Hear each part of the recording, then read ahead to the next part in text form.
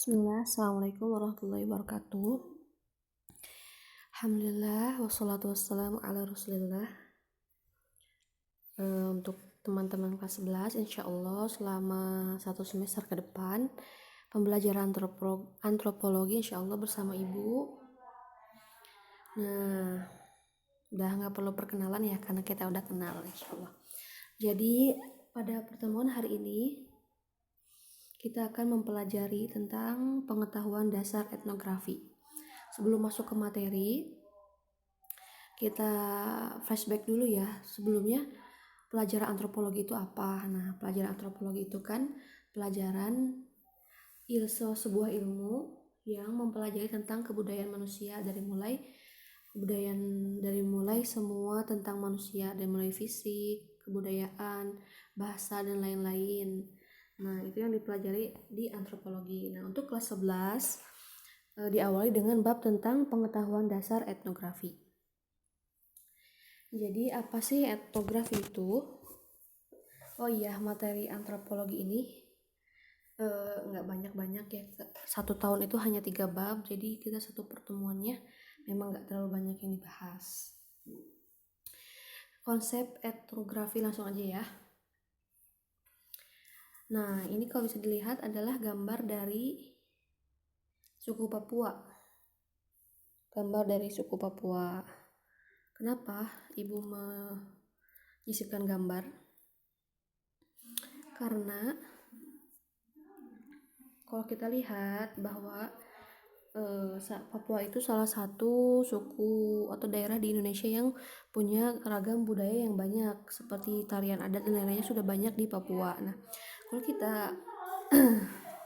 kita simak dari kebudayaan yang ada di Papua ini, nah di tanah Papua sendiri kan memiliki sekitar 257 suku asli yang mendiami wilayah pegunungan maupun pesisir.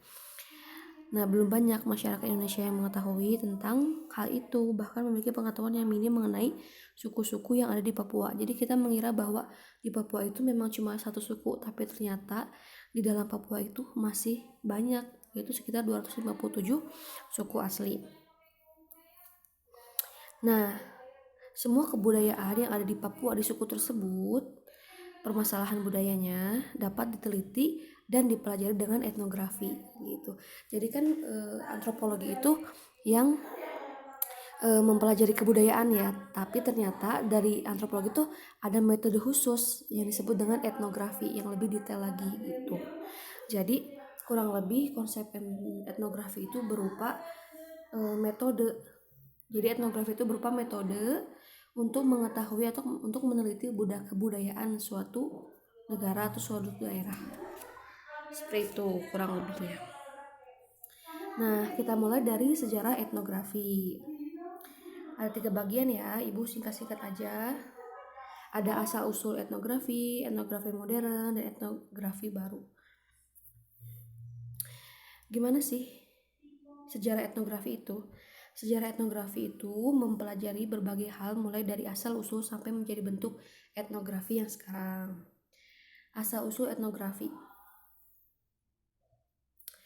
Dari antropologi itu kan sebuah disiplin ilmu baru lahir ketika abad ke-20.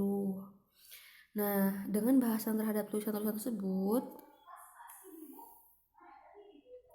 seperti ada tokoh-tokoh utama antropologi ya, ada E.B. Taylor, James Fraser, dan L.H. Morgan. Nah, mereka itu membahas tulisan-tulisan tentang antropologi. Nah, mereka berusaha untuk membangun tingkat-tingkat evolusi budaya manusia dari manusia mulai muncul di muka bumi sampai ke masa terkini. Nah, itu asal mulanya. Nah, jadi dulu itu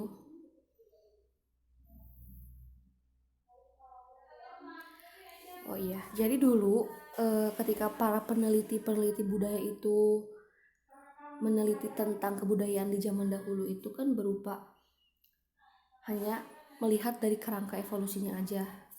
nggak langsung kayak gitulah, kita lihat ini makanya tidak langsung. Jadi nah metode tersebut tuh dikritik. Nah, dan budaya disusun oleh para ahli teori terdahulu. Nah, cara itu tuh dianggap kuno dan tidak realistis. Oleh karena itu, ada pemikiran baru bahwa seorang antropolog itu harus melihat sendiri kelompok masyarakat yang menjadi objek kajiannya. Jadi awalnya para antropolog dulu tuh hanya meneliti kebudayaan tuh tidak langsung terjun ke masyarakatnya gitu, hanya melihat kerangka-kerangka dari jauh. Nah, hal itu tuh dianggap tidak realistis. Jadi awal asal mulanya muncul etnografi itu karena itu. Jadi untuk ilmuwan-ilmuwan yang terbaru ini bilang bahwa kalau mau meneliti kebudayaan harus langsung terjun ke daerah tertentunya. Nah, pada masa awal ini, teknik etnografi itu yang utamanya adalah wawancara yang panjang berkali-kali dengan beberapa informan kunci, yaitu orang-orang tua dalam masyarakat tersebut yang kaya dengan cerita tentang masa lampau. Nah, gitu. Jadi dulu pas awal-awalnya ada metode etnografi itu dimulai dari wawancara yang panjang seorang antropolog atau seorang peneliti ke daerah yang akan ditelitinya gitu. Langsung terjun ke sana.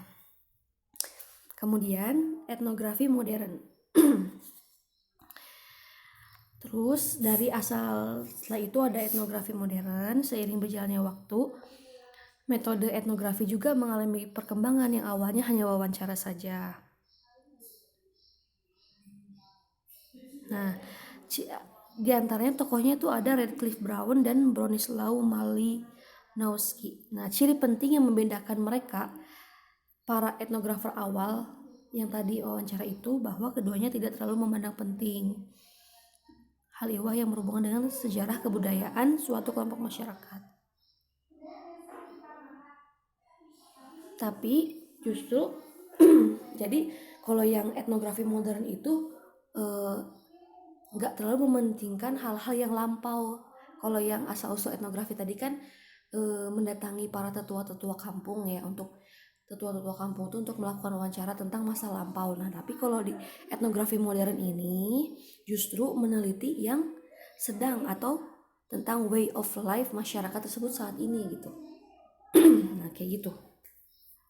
Terus yang etnografi baru yang terakhir. Nah, ini adalah salah satu tipe metode etnografi baru, tipe khas yang mulai berkembang sejak tahun 1960-an.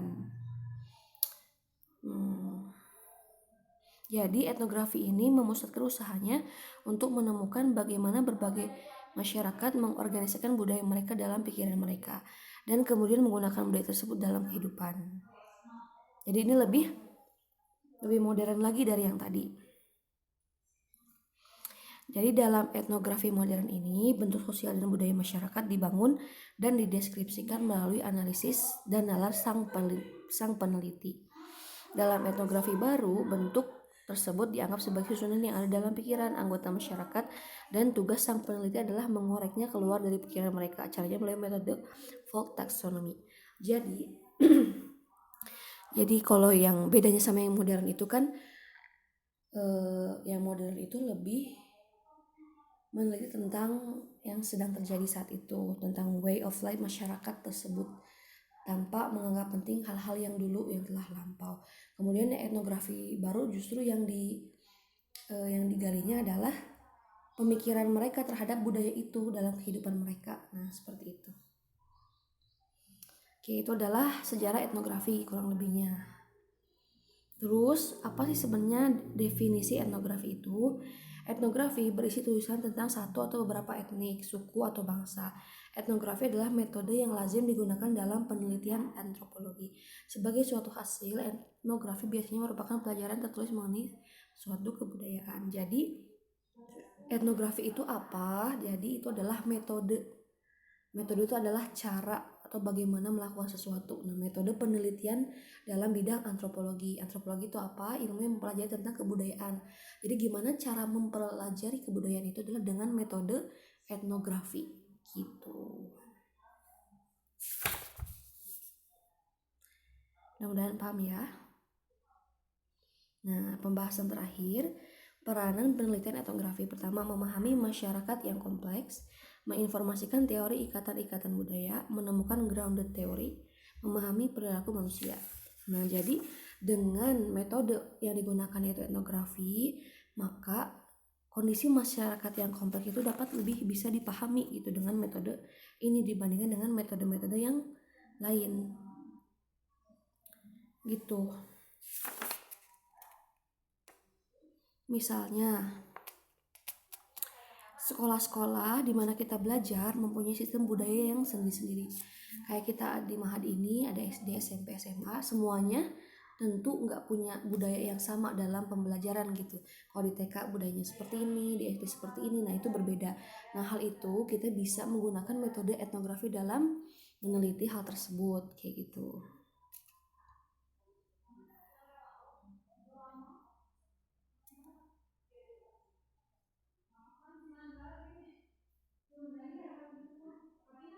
Nah, terus menginformasikan teori ikatan-ikatan budaya. Jadi etnografi ini dapat mendeskripsikan secara detail teori-teori penduduk asli yang telah diuji dalam situasi kehidupan aktual selama beberapa generasi. Nah, jadi karena metodenya itu yang sangat detail, lengkap, jadi dalam suatu kebudayaan, teori-teori yang ada di penduduk tersebut tuh bisa dijelaskan secara detail dengan tertulis. Nah, seperti itu ya. Kemudian menemukan grounded teori.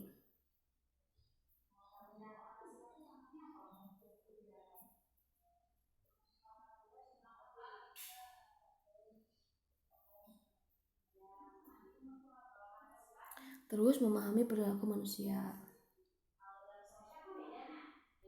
Tingkah laku manusia itu kan mempunyai beragam makna bagi pelakunya.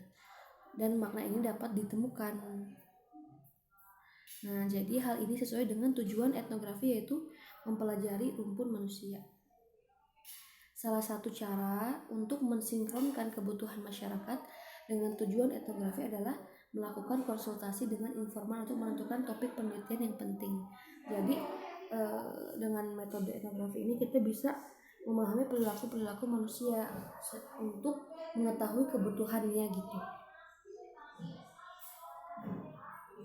Sehingga dapat dikatakan bahwa tujuan etnografi adalah memahami manusia sekaligus untuk memenuhi kebutuhan manusia. Salah satu tantangan terbesar yang harus dihadapi etnografer adalah melakukan sinkronisasi kedua manfaat penelitian tersebut. Itu. Nah, udah segitu aja ya materinya, nggak panjang-panjang. Mudah-mudahan paham ya. Ini ada tugas. Ibu jelaskan dulu, perhatikanlah perilaku masyarakat di lingkungan tempat kalian tinggal. Ceritakan secara singkat keadaan di sana. Kemudian carilah topik penelitian menarik apa yang telah kalian amati. Jadi misalkan gini, ada seorang yang tinggal di pedesaan. Gimana sih perilaku masyarakat di sana? Atau istilahnya yang khas dari perilaku masyarakat di sana, misalkan di sana tuh kebanyakan para petani yang kebiasaannya berangkat pagi ke ladang terus pulang lagi sore hari. Nah, seperti itu kan. Terus kalian ceritakan kebudayaan tersebut atau kondisi dari masyarakat tersebut. Kemudian kalian coba cari topik penelitian, misalkan penelitiannya tentang gimana sih supaya kegiatan bertani di sana itu bisa menghasilkan masyarakat yang lebih gini gitu dari yang telah kalian amati. Atau ada juga yang misalkan tinggal di lingkungan pesantren, kebiasaannya seperti ini, terus kalian jelaskan, terus kira-kira apa yang bisa digali dari kebiasaan tersebut, kayak gitu ya. Tugasnya deadline-nya sampai Kamis pekan depan, seperti itu. Sekian aja materi dari Ibu, mudah-mudahan bisa dipahami. Kalau ada yang ingin ditanyakan, silahkan bisa hubungi wali kelas terus nanti disampaikan ke Ibu, tapi mohon maaf jawabannya kalau nggak langsung dijawab gitu. Subhanakallahumma bihamdika asyhadu an la ilaha illa anta astaghfiruka wa atubu ilaik. Wassalamualaikum warahmatullahi wabarakatuh.